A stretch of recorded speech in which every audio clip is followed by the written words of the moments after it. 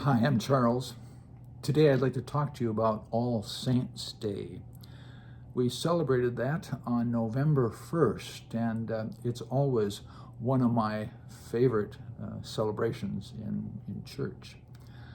We remember those who have gone ahead of us to heaven.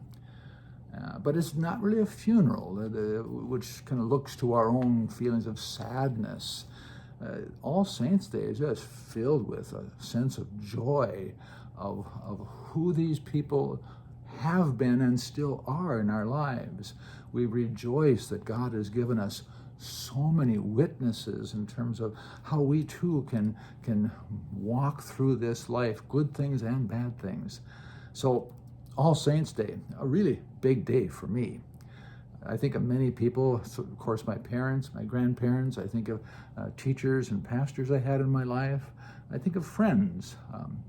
But this year I've been doing some work with this wonderful teacher of the church, Julian of Norwich. She lived in the latter part of the 14th century and the early part of the 15th century in England. And we really don't know a lot about her, except she had some really tough going. For a while when she was younger, she had a very serious illness that everyone thought, including Julian, that she would die. She conducted a ministry during some of the most challenging times in England. England and France were at war for years and years.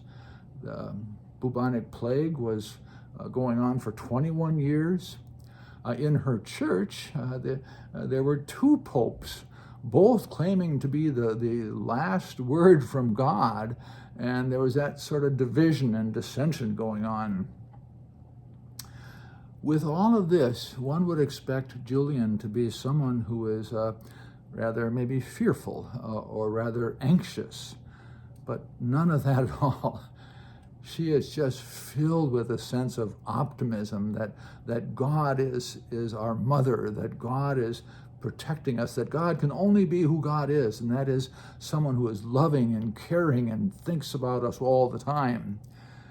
People would come to her and ask for advice, and whatever the question was, whatever the advice was, she would always end with the words, "And all will be well, and all will be well." Oh, I love Julian.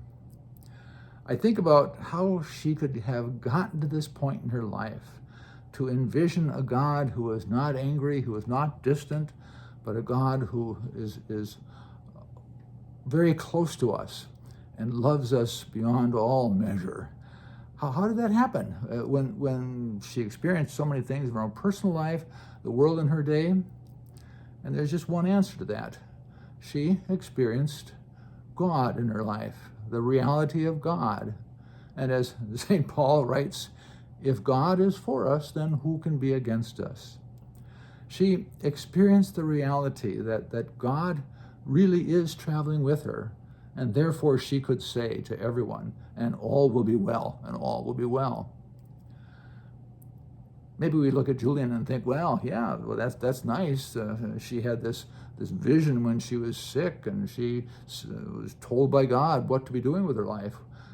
But we don't have that, and therefore we don't have that same sense of optimism about life. But we maybe do have that sense of God truly being in our life. In Psalm 50, and I memorized this when I was a little kid in Sunday school, the Lord says, "Call upon me in the day of trouble. I will deliver you, and you will glorify me." When things are going bad, make room in your heart, your mind, and your life for God. Call upon God. Doesn't mean that our religion is magic, that you just say the right words and you'll get whatever you want in life. No, that's not it. But God somehow is part of it. And if we wait, and if we give up our own demands of how God has to solve my problems, we begin to realize that God is indeed a part of it, whatever it might be, an accident, a loss, an illness. I know in my own case, with a diagnosis of cancer, I've not been cured, but I've seen so many places where God has shown up, deeper relationships with people I love, a sense of flow in my writing and my work that I'm doing.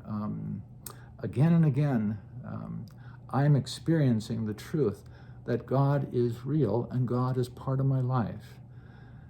And therefore, I share with Julian, and I need to be reminded of that from Julian, that we should be optimistic and we should look at all the events of our life and say, don't be quick to judge. Don't be quick to get discouraged or give up, because God is in this too, and all will be well, and all will be well.